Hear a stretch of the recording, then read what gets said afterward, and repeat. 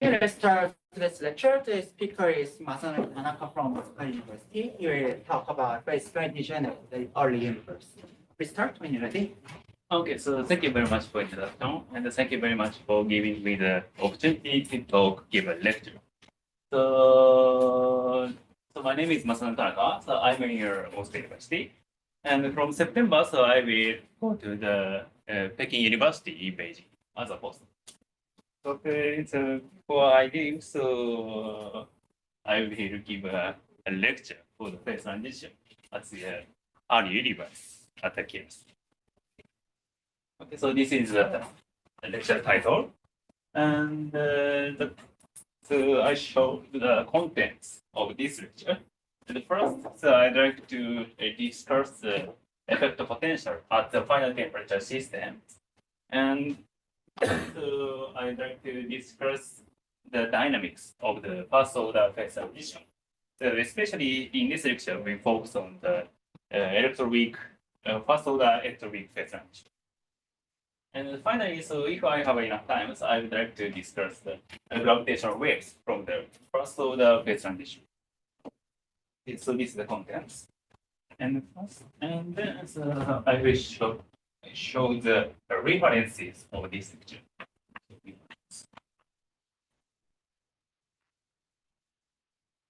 First one is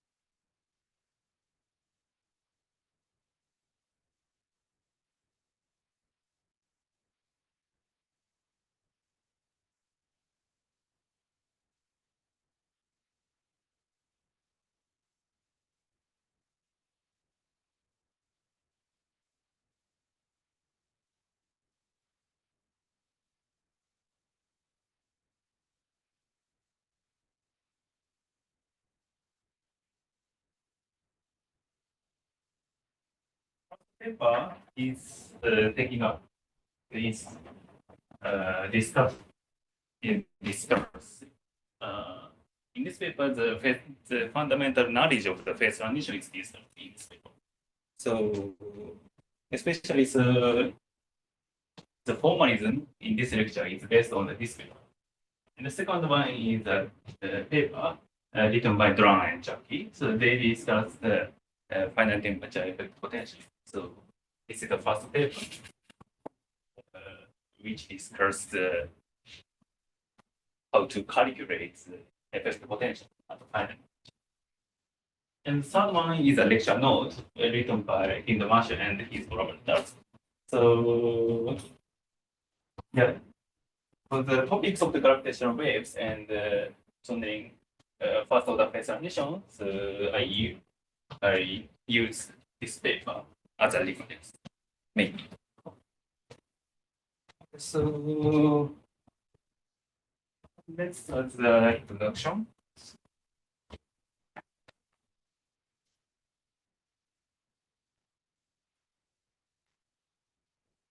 So first, I'd like to discuss why the phase transition at the early universe is very important. So, first, I think that we should discuss the standard model. The standard model has two pillars. The standard model is composed by two elements. The first one is a gauge principle.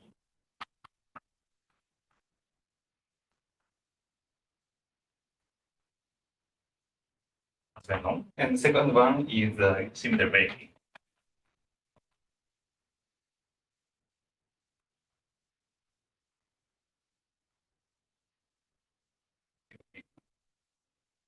Especially the electroweak symmetry breaking is very important because it gives the mass of the elementary particles.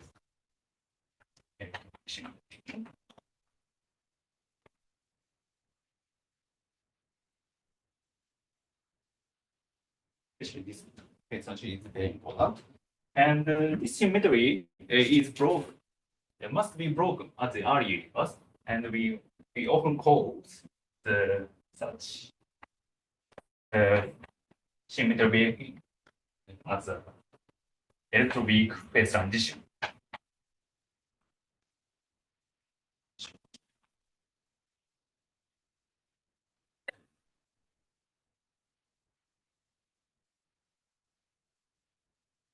The reduction in electricity as an electroweak phase transition. So why we understand the dynamics of the electroweak phase transition? Because the electroweak phase transition may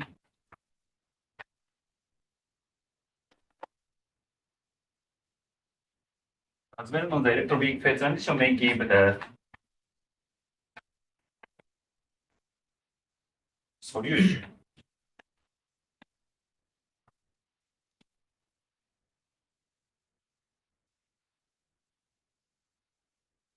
Phenomena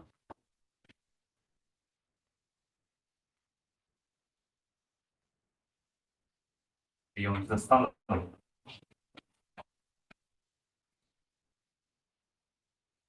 For example, the barrier symmetry of the universe.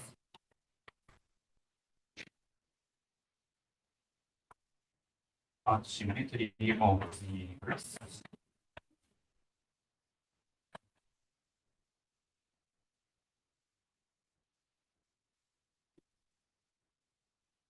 If I have enough time, I would like to discuss how to solve the problem of the barrier symmetry by the electroweak phase transition. But if I have time, I would like to discuss it. But so therefore, the exploring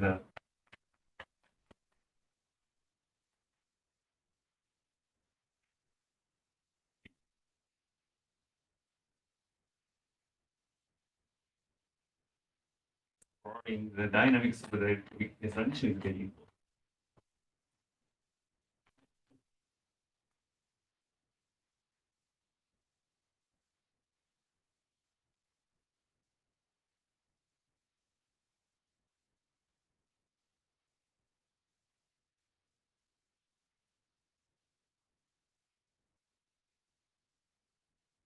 So therefore, I'd like to discuss the fundamental knowledge of the electroweak phase transition.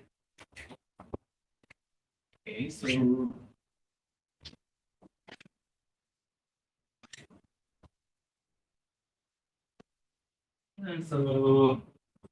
let's discuss the physics of the effective potential.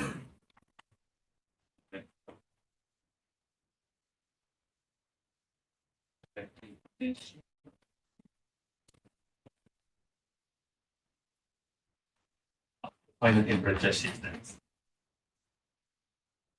So as well known, the final temperature system is treated by considering the statistical physics.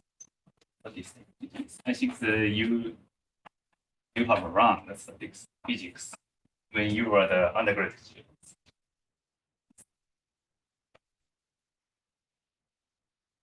Yes. The important quantity in the statistical physics is the partition function. So the partition function.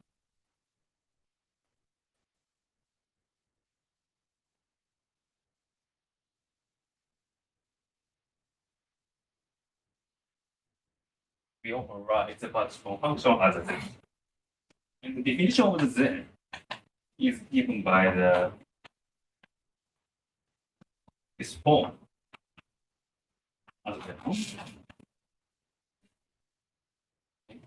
The n is the eigenstate of the number of letters, and h hat is a Hamiltonian in the system, in the finite temperature system, and beta is the inverse of the temperature. So this is the partition function. So once we calculate the partition function, then so we can discuss the physics of the system we focusing on. For example, so we can calculate the free energy. The free energy is defined by the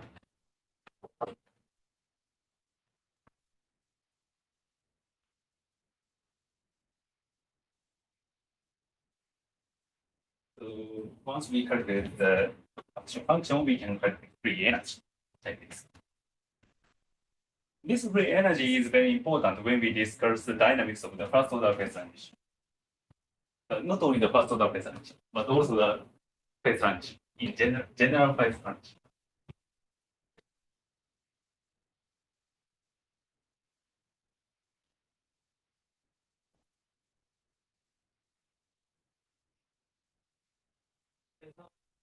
So let's consider the complete system first.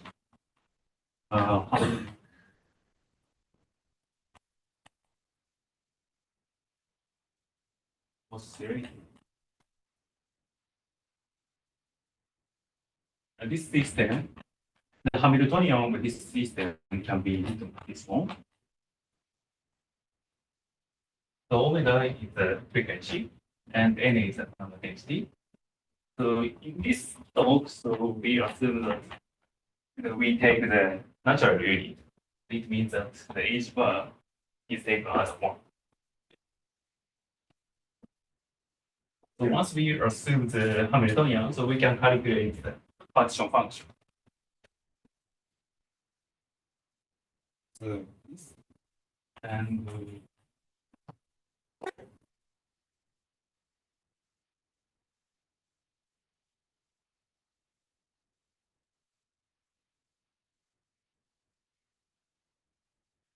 we should use this Hamiltonian.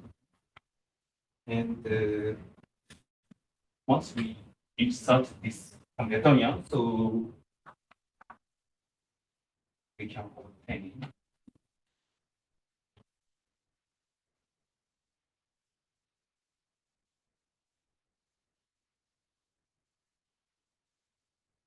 this. So this the zero frequency mode can be extracted from the inside of the bracket. And this part can be easily calculated by considering the geometric series of the geometric series. And so this factor can be expressed by this form. So as well known, this function can be is often called as a Bose-Einstein distribution.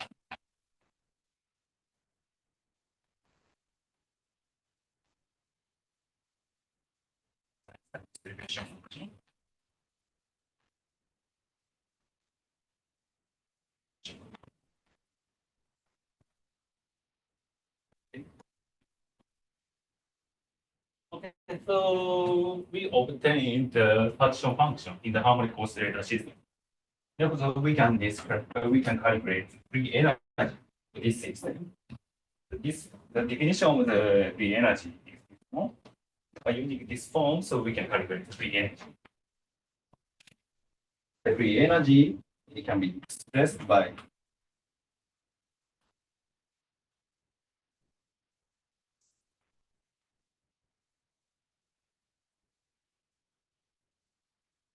so this is a zero temperature part and 0 it corresponds to 0 and this is a temperature dependent. And this is a part of the free energy in the harmonic oscillator system.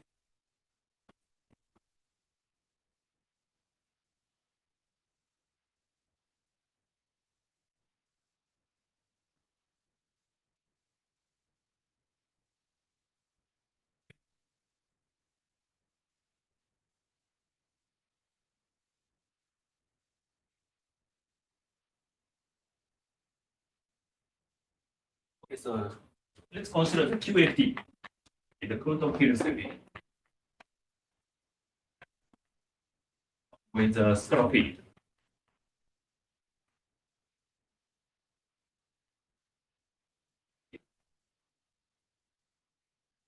as well on the free scalar field can be expressed by the summation of the infinity number of the harmonic oscillator. So therefore, so likely, so we expect that the partition function in the QFT with the scalar field can be expressed by this form.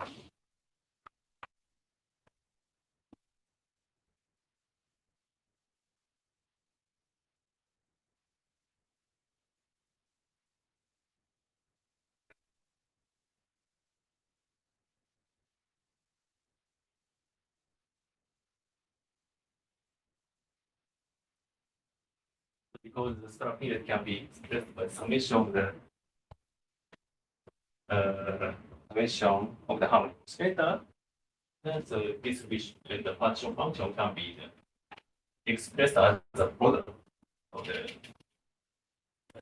partition function with each modality.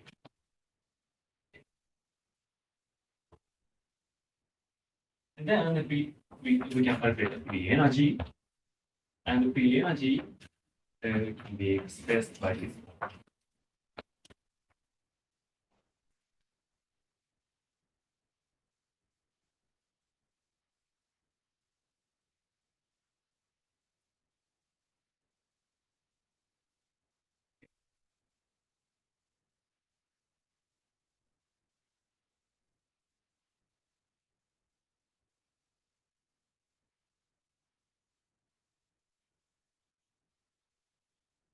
So here, so we assume that the momentum is this one. But when we consider the we take the continuum limit, means that we take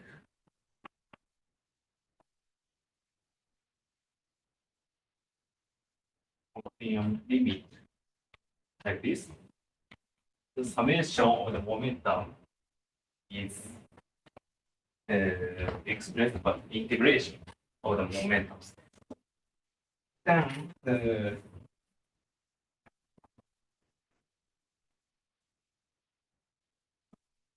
so we define the free energy density like this.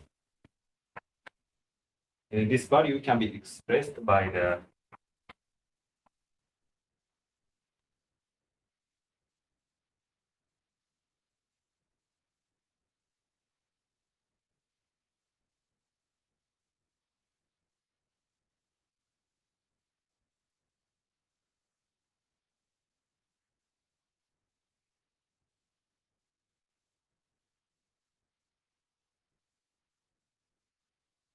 this one. The free energy can be divided by these two parts. And the first part corresponds to the radiative correction to the effect potential, so which is so-called the Kolmai back potential. But it seems that this form is a little bit different from the expression of the Kolmai back potential. Expression of Kolmai back potential. But so we can understand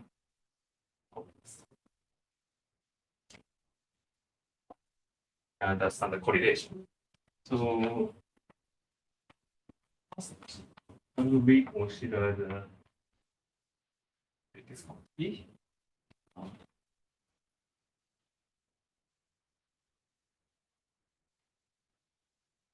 So this is often used when we calculate the Kolmai potential. The Kolmai potential can be expressed by this form.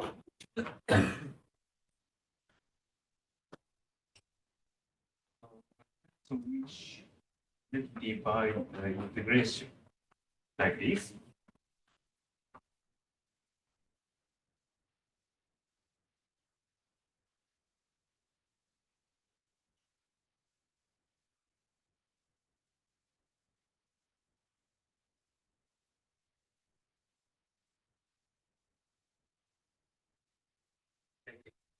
Let's integrate the A0. Then so we can divide, we can obtain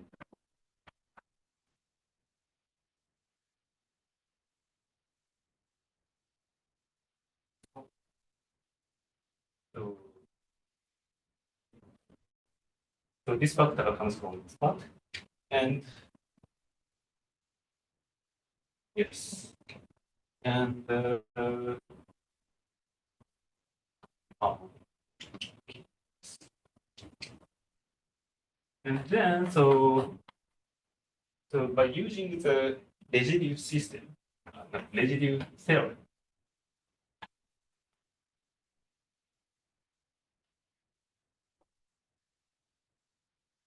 so we can calculate the integration of the kz. Then so we can obtain by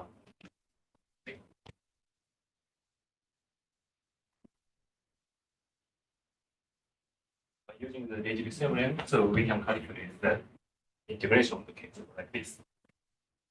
So as a result, so we obtain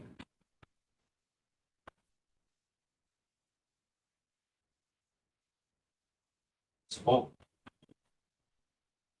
it means that this first term is correspond to the radiative correction to the effect potential at the zero temperature system. And this second term is the finite temperature correction. So finite temperature.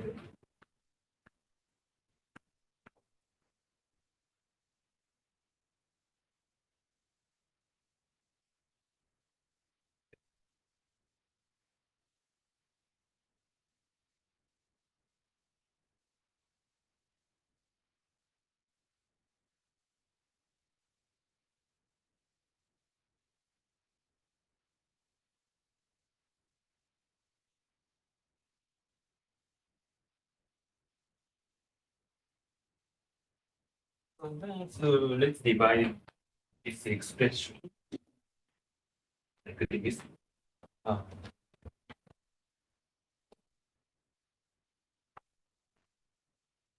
Zero temperature part plus sample part.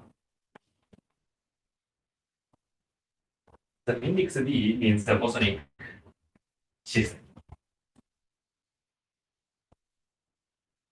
And V0 is correspond to the 4 by Markov potential.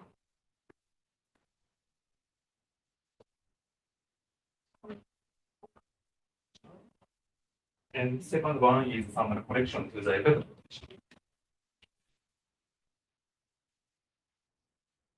potential. Effect potential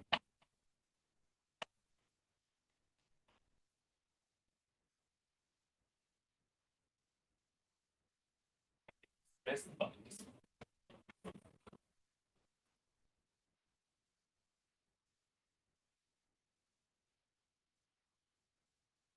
Okay. It's by this one.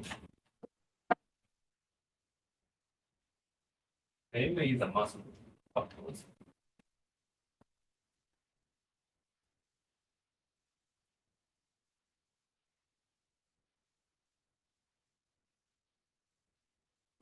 So let's define the non-dimensional parameter. X is defined by this one. And so we can express this integration as like this. So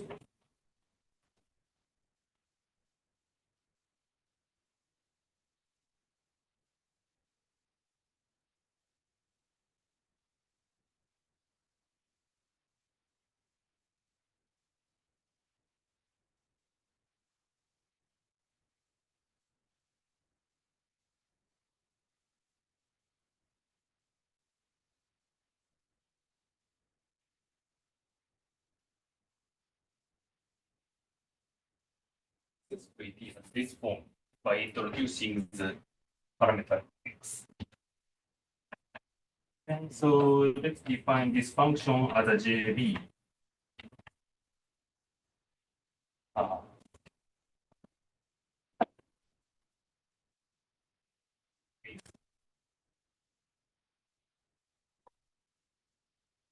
We define the function of JB like this.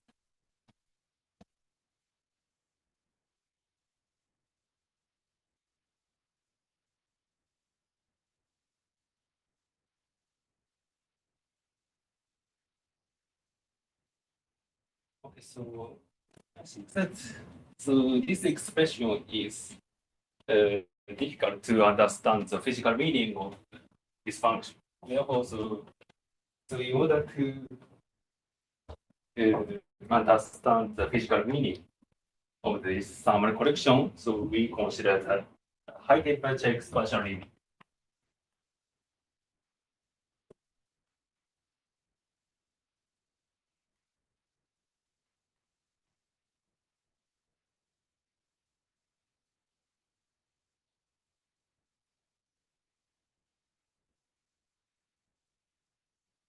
The high temperature expansion means that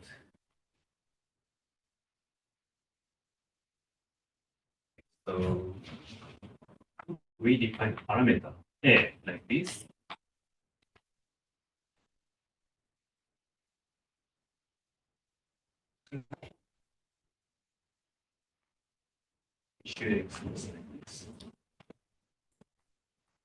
In the high temperature limit, so we assume that the mass of the particle is smaller than the typical value of the temperature. This is the assumption in the high temperature expansion. So then, so we should expand the function JB. So with this assumption, it means that to expand this function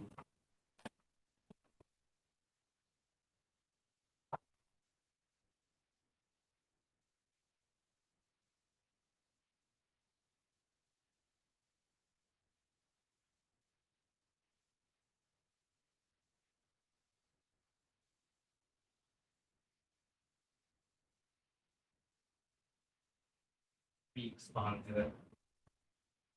the function JB.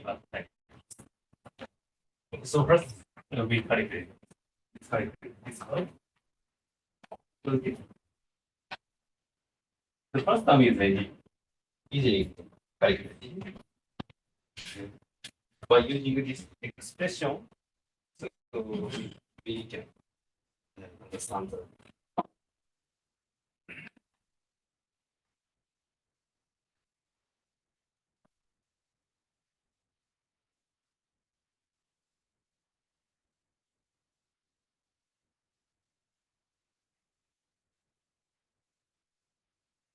the first term can be expressed by this. So this integration can be analytically done. The result is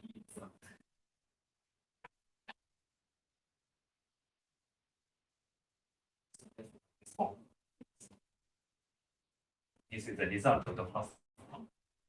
So let's move to the second one.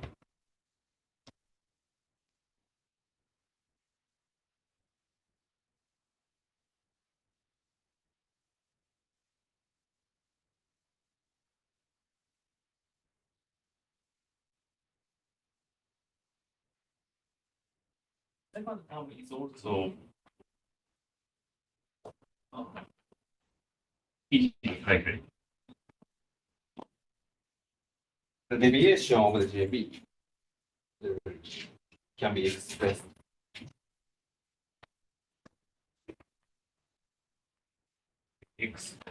this one.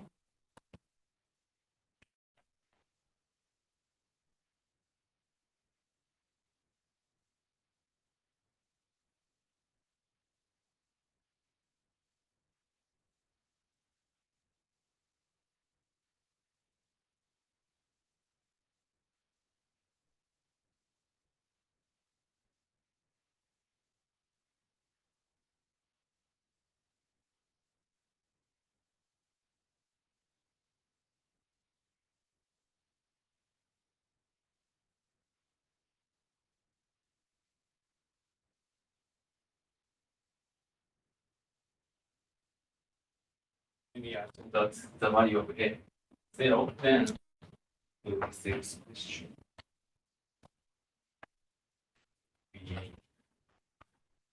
described by. So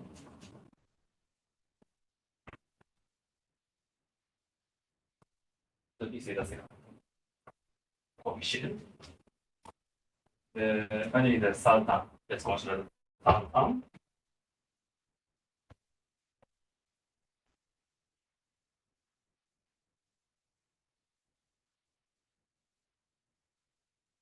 The third term is expressed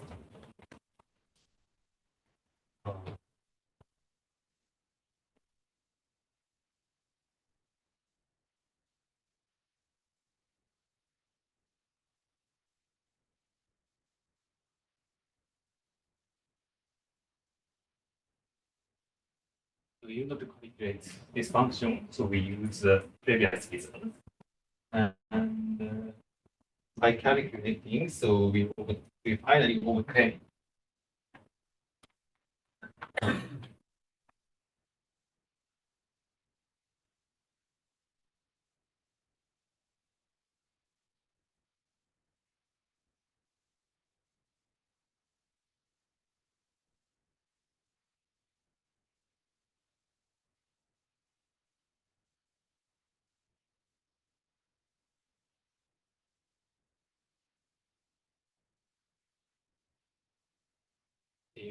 we finally obtain this one. The quadratic, the square of x is absent in this expression.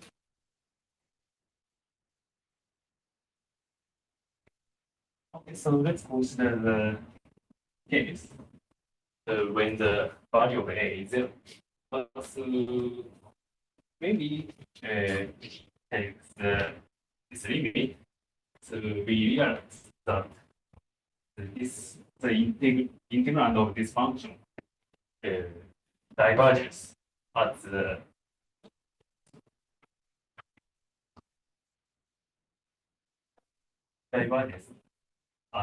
origin of the x. So when we take the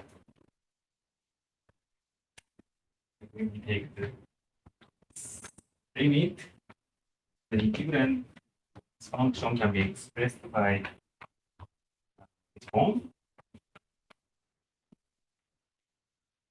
So therefore, this function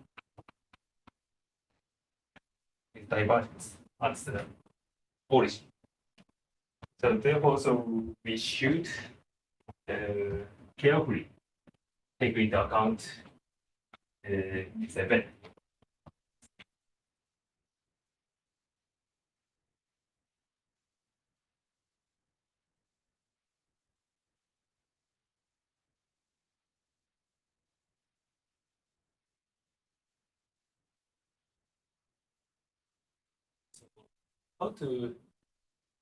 How to tolerate this divergence? So first, let's consider the okay, so let's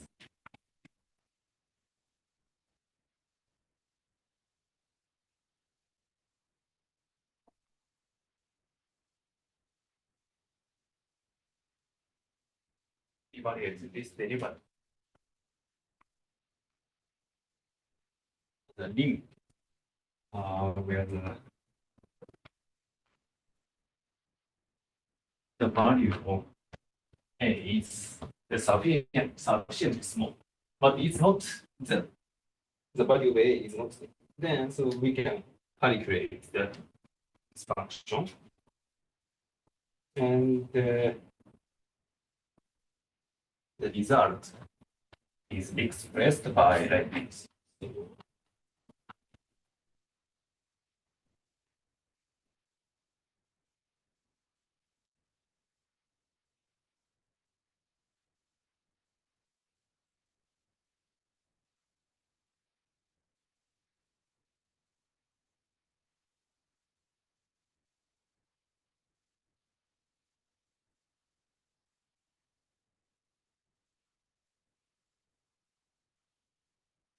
So we expand the function in terms of the small a like this.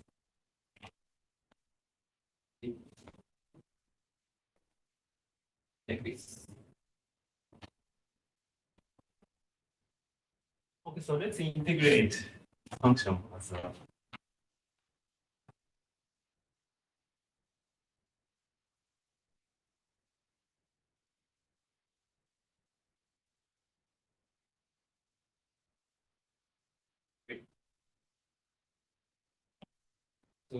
so we can obtain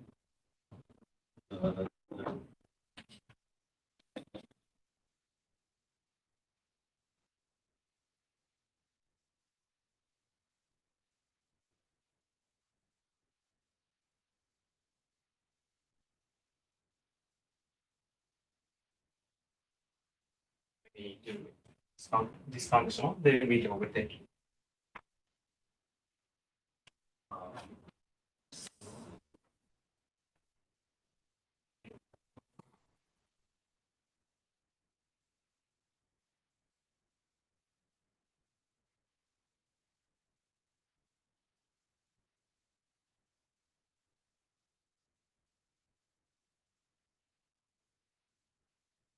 this is the Euler constant.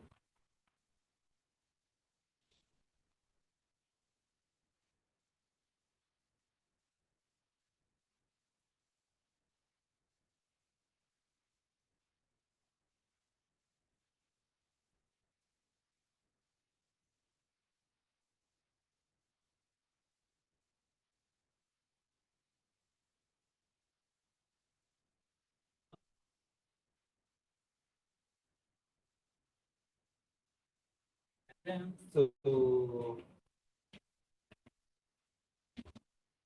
the constant of C is determined by this boundary condition. So this can be the boundary condition in this case. Constant can be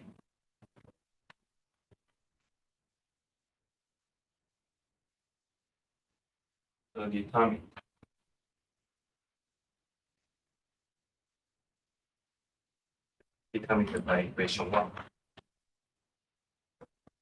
Okay.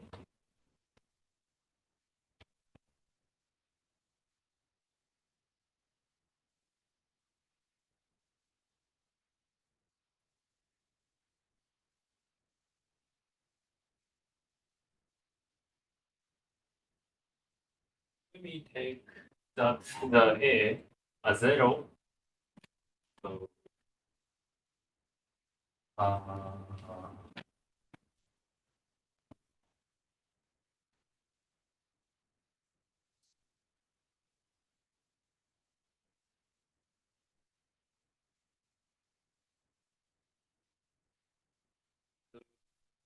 when we take the limit of this limit, so by using this expression, then we can obtain this relation.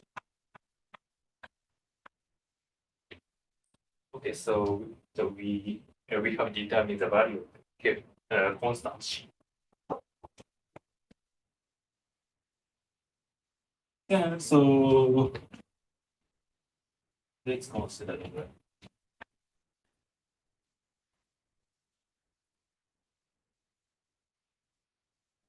integration functions as the same way. So this can be excluded. And the final result is that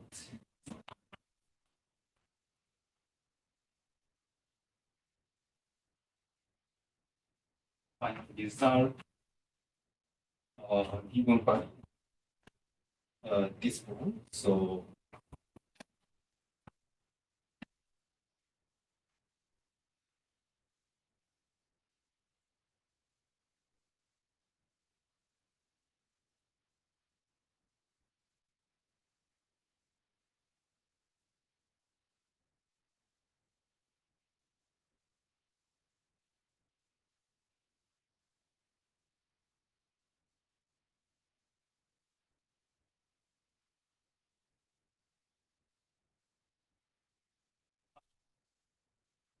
the constant C is also determined by the determined by this condition.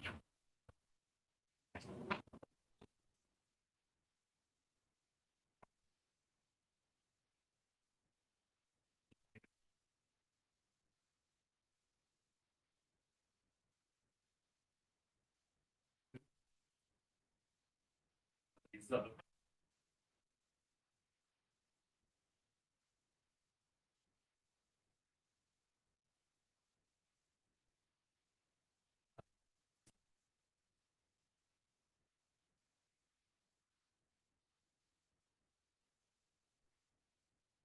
So we determine the constant by using the boundary condition. As a result, so okay, so we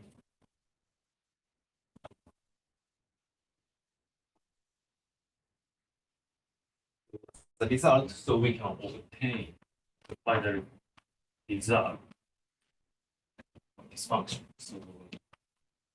So we can obtain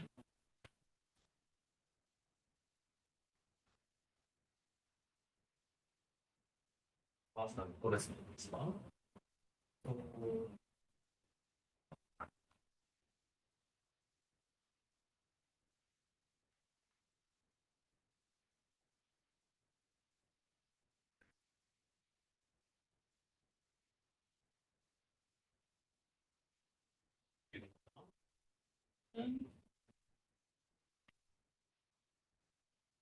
Okay.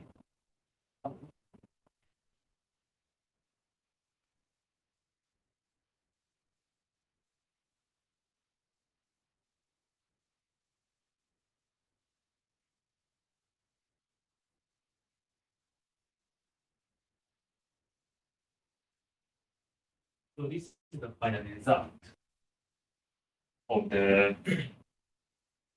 function of JP in the high temperature expansion limit. As I discussed later, the cubic term is very important to realize the first order electroweak transition. So I will discuss later the importance of this term.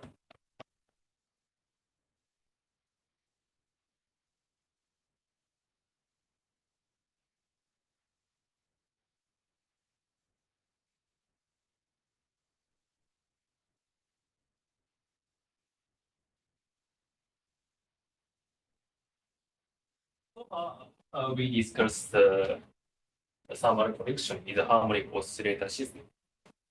Then, so let's consider the fermionic case.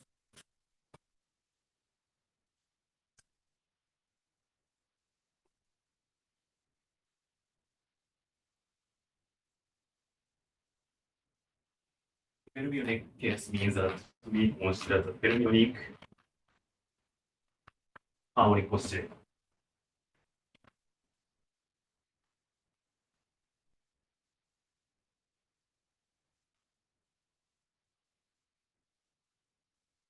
Fermionic means that as well known, the fermion particle is constrained by the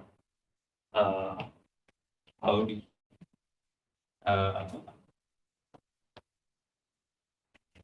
Pauli's, yes, Pauli's principle.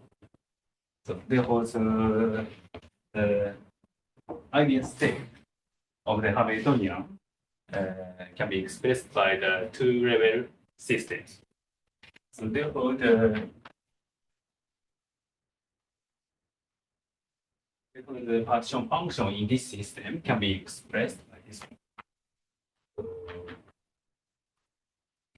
zero state and just the two states in the fermionic harmonic oscillator system.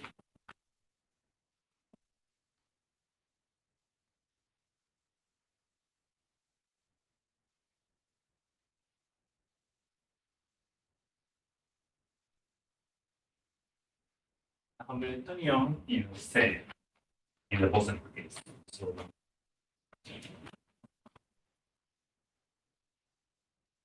therefore, the distribution function, partition function it can be expressed by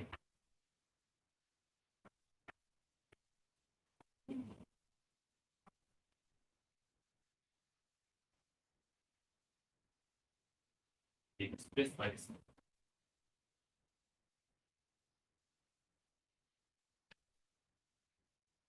And the same discussion in the bosonic case, so we can calculate the fermionic free energy by using this expression.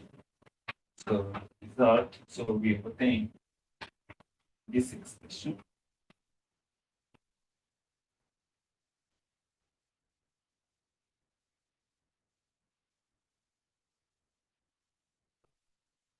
The importance in the fermionic case is that the coefficient, the sign of this, the first term is negative.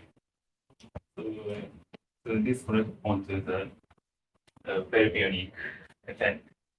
So as well known when we consider the fermionic band effect, the negative factor can appear. So this is the same reason.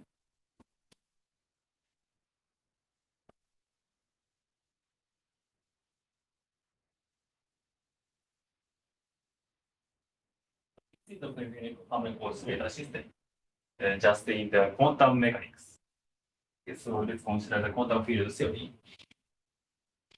So as I discussed in the bosonic case, when we consider the quantum field theory with a fermion, so the partition function should be expressed by the product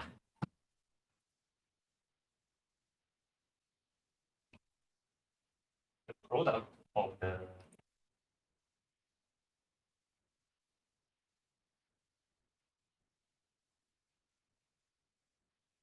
partition function.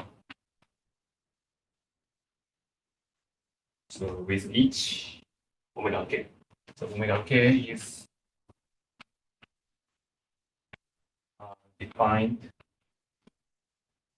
by this one. This.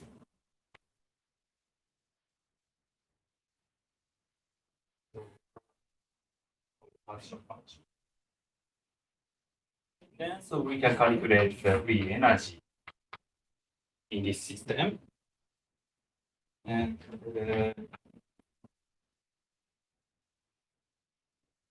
so the result we obtain the expression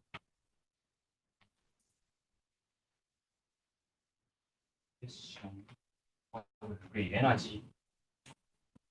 Free energy.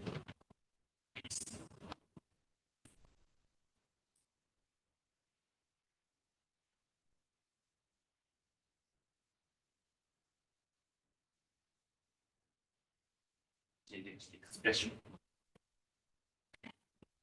So in the bosonic case, the sign of this term is negative. So, but in the fermionic case, the sign of this term is positive. So this is the difference between the bosonic case and the fermionic case. Okay, so let's take the continuous limit. The continuous limit means that which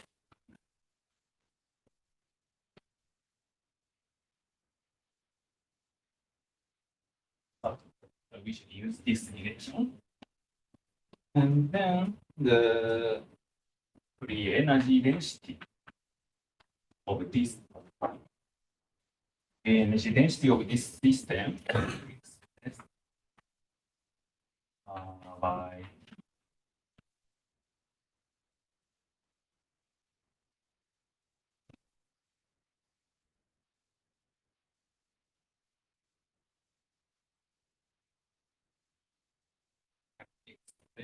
this one. So the first term is the zero temperature correction to the free energy. And the second term is the thermal correction to the tension in the fermionic case.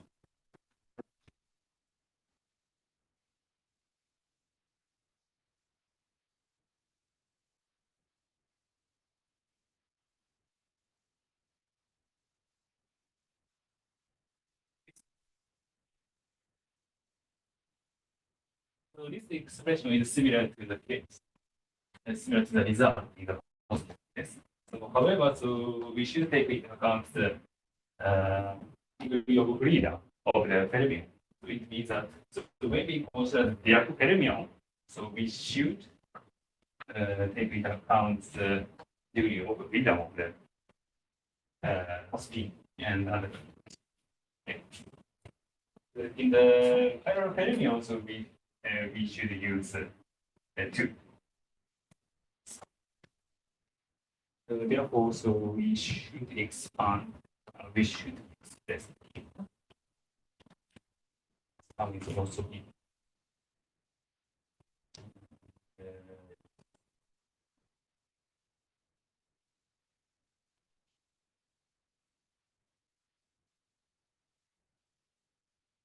Data is defined by chiral fermion. Yes, fermion.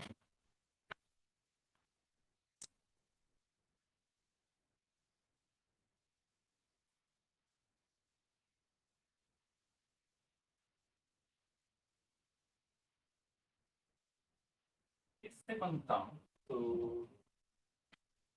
let's express like this. So the second term is the thermal correction to the free energy in the fermion case.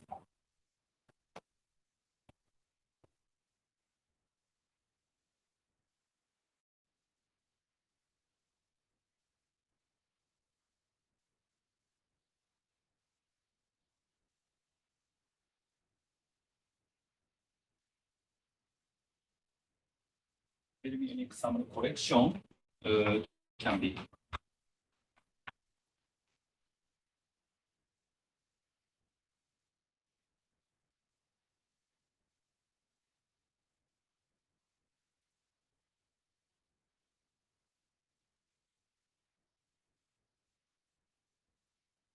and by introducing the parameter x,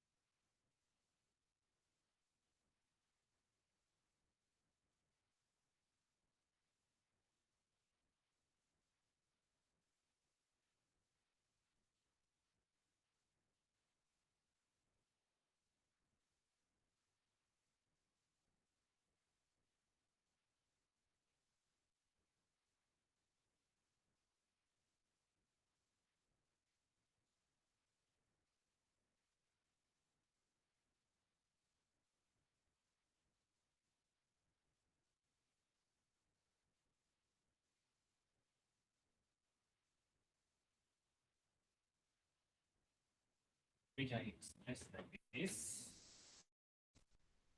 So therefore, the form of the function jf is very important to discuss the thermal correction from the fermionic degree of freedom.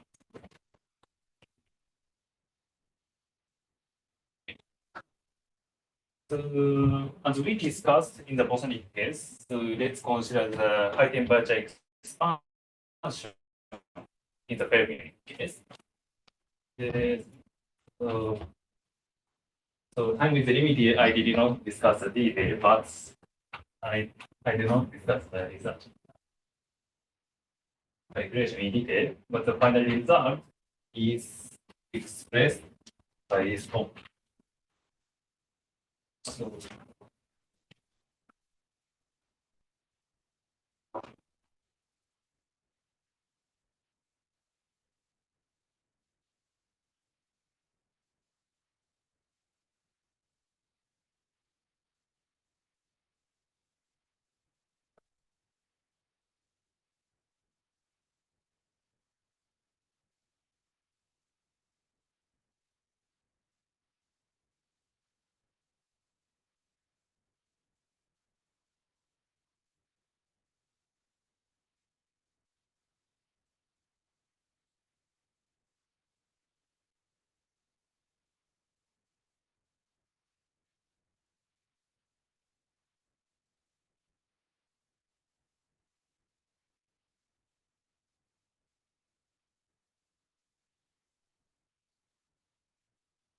the final result of the function j in the temperature expansion.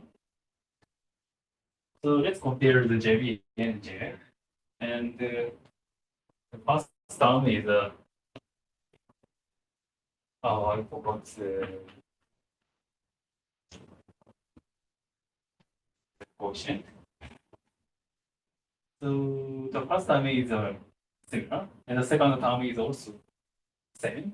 But in the bosonic case, the cubic term exists. However, in the fermionic case, the cubic term does not exist.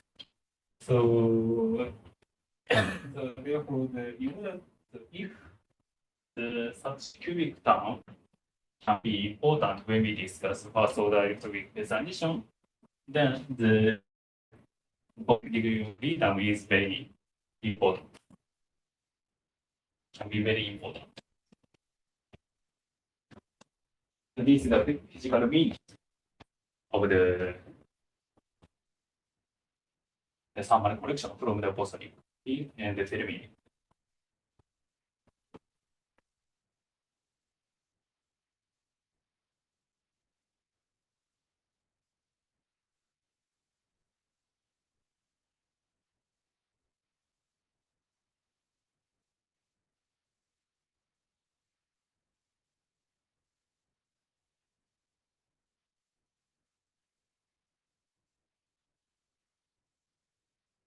So may I continue the section or Oh, I mean, it's up to you. okay, so our And it's, I mean, we also have 1 hour lecture tomorrow, right? So it is good to wrap up and then maybe we can resume tomorrow. okay, so then okay, so I will continue the a little bit. Okay. Okay.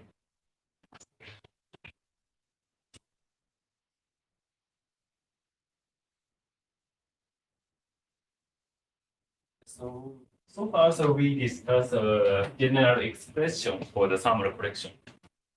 So as an example, so we discussed the standard model exam.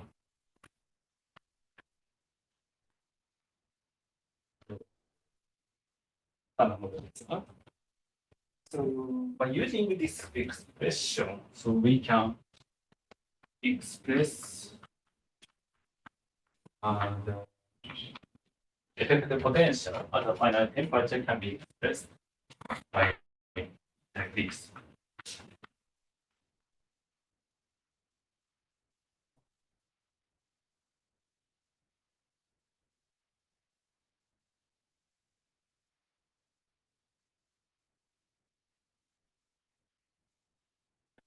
Zero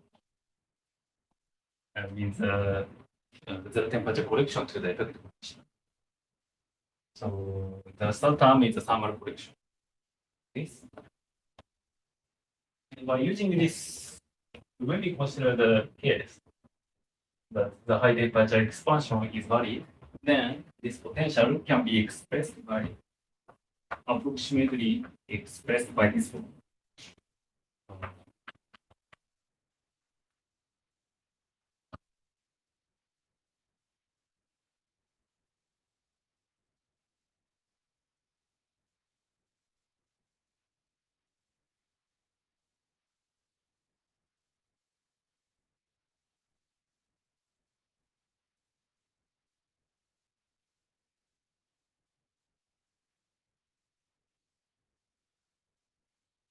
It's only that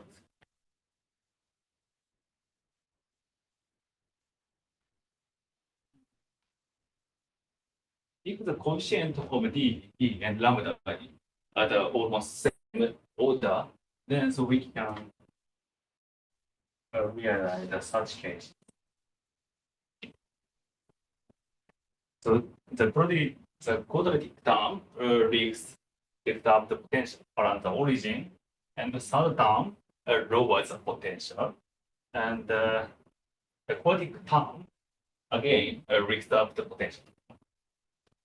So once such potential can be realized, then the first order phase transition can be realized. At the high temperature, the vacuum should exist around the origin. And as the temperature lowers, the first tunneling process can be realized.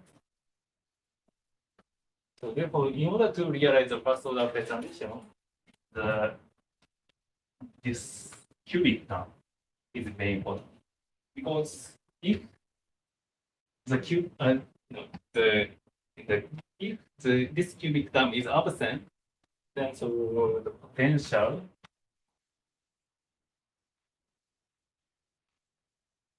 in general, the potential is expressed by as the temperature lowers,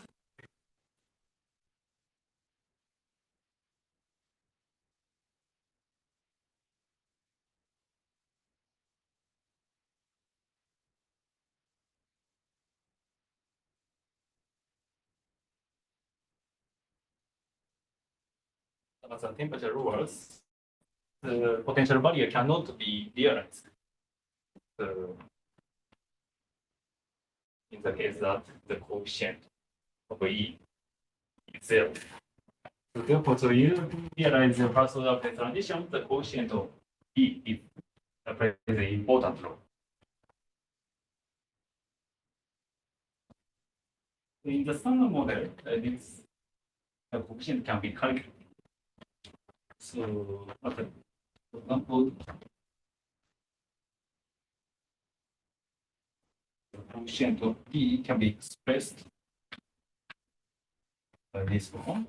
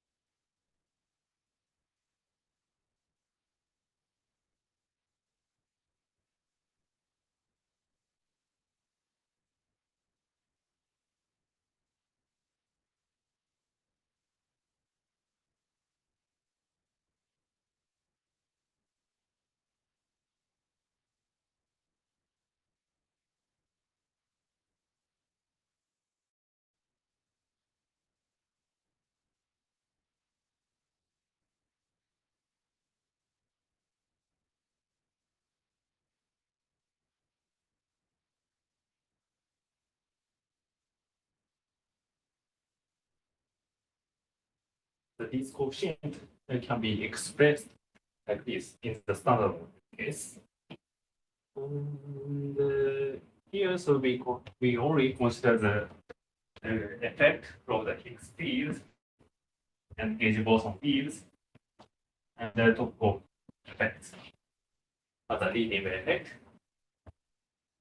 So as I explained, so in order to realize the first order electroweak phase transition, the coefficient of E is important. So the coefficient of E in the standard model can be expressed by this one. So as I explained, the coefficient of E only comes from the bosonic case, the bosonic field effect, because in the bosonic case, the thermal correction has a cubic term, and the A3 is expressed by this one. In the bosonic case,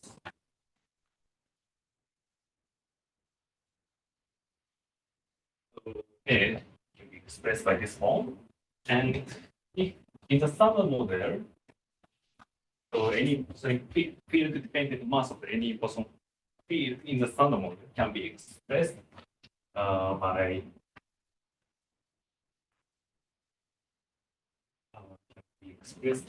this form. It means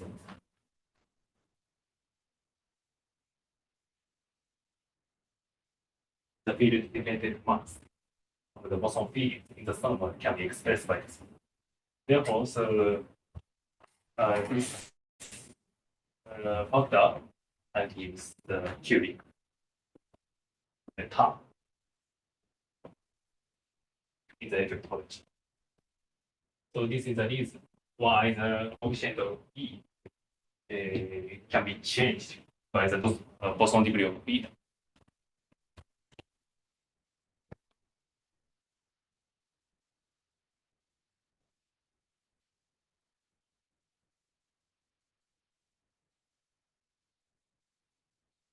This is the main reason why we consider the extended Higgs model, because once we add the additional degree of freedom to the scalar fields, and then the coefficient of E in general can be large. Therefore, it makes the electroweak phase transition the first order. It makes the first order phase transition.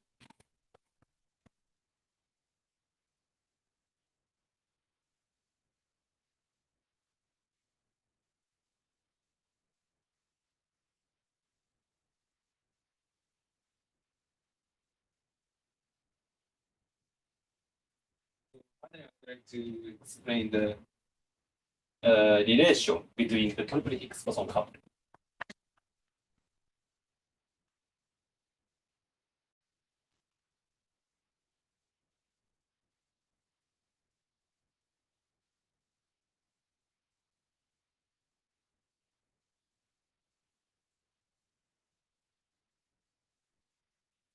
The triple Higgs boson coupling is defined by this form. So H is the observed Higgs field, whose mass is 125 GeV. So we express this self coupling as a lambda hh, and this coupling is evaluated by using the effective potential. Effective potential at the zero temperature.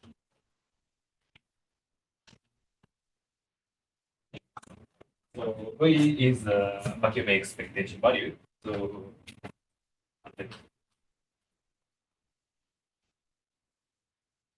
it's GB. This. On the other hand, so as I mentioned, so in order to realize the first order electroweak phase transition, this cubic term is important. So you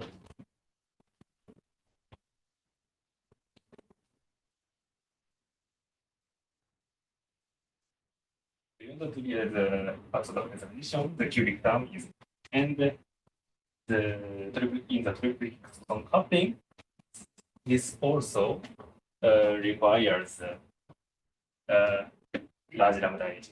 It means that this value has a correlation. So it means that by using this,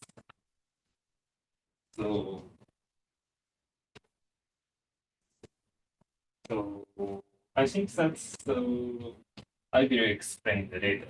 However, so in order to realize the strong first order electroweak phase transition, the large lambda hh is realized.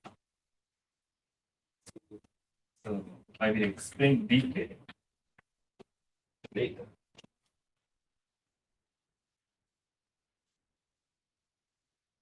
First order.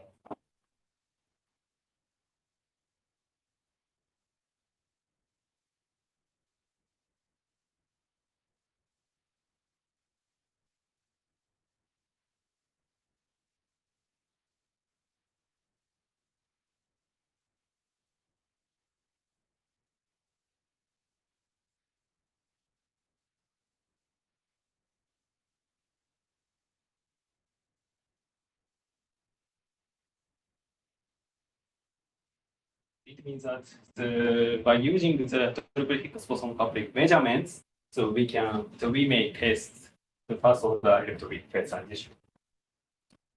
So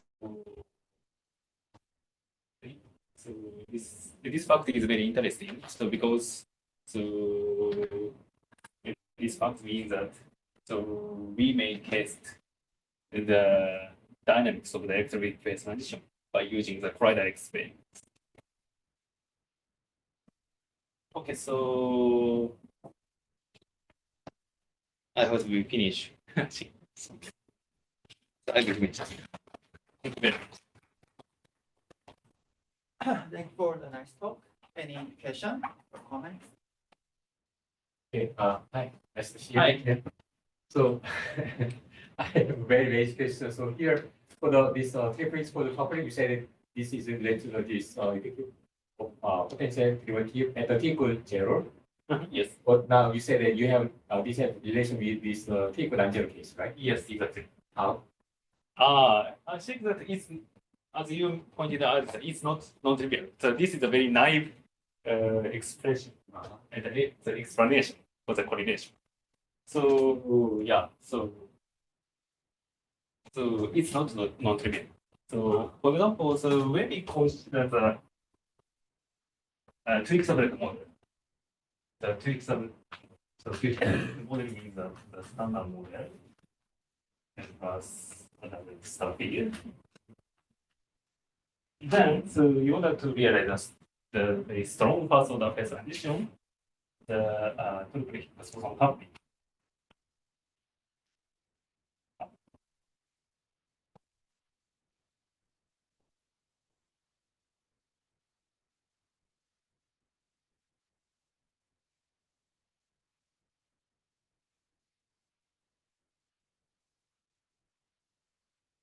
In order to realize the strongly first order phase transition in the Twix-Abel model, the triple Higgs boson coupling should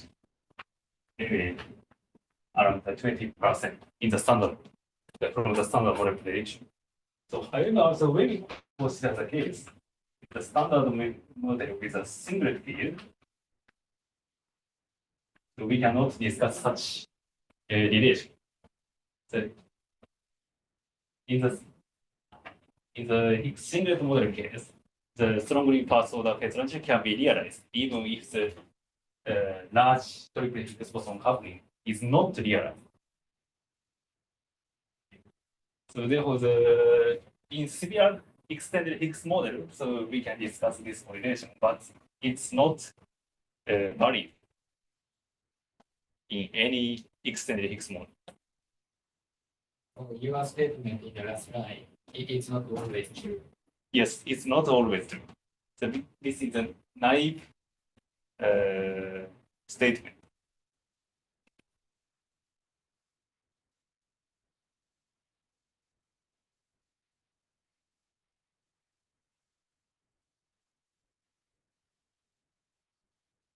Question?